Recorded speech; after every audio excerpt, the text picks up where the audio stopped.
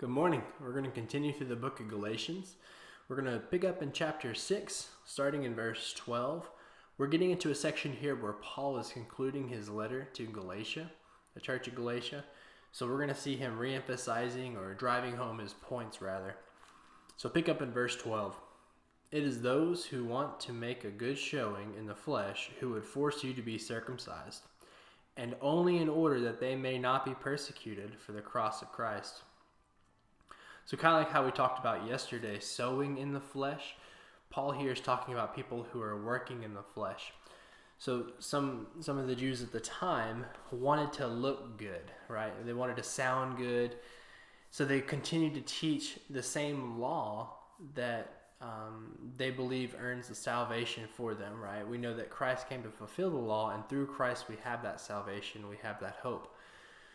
But they know that it's been taught for so long. It's what their parents did. It's what everyone expects. So they continue to teach that, so that they look good, maybe holier than thou kind of thing, and they wanted just to sound.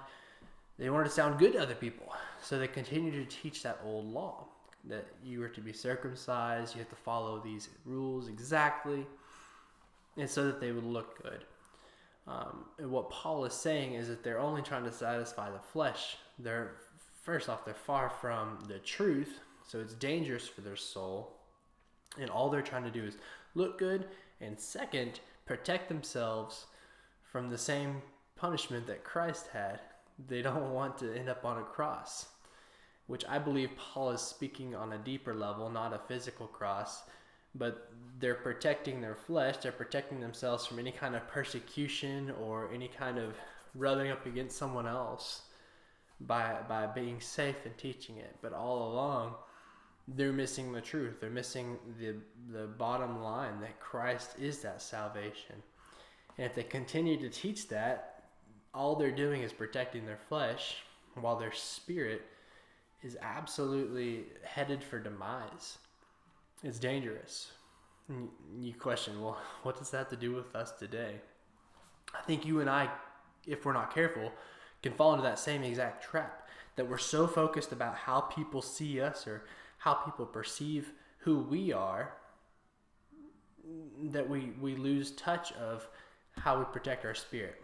And what I mean by that is, if we're going to church because we're supposed to, we need to, we have to be seen there Sunday morning, if we're going for those reasons as opposed to because we want to be there, because we want to serve Christ, then are we not protecting our flesh instead of our spirit?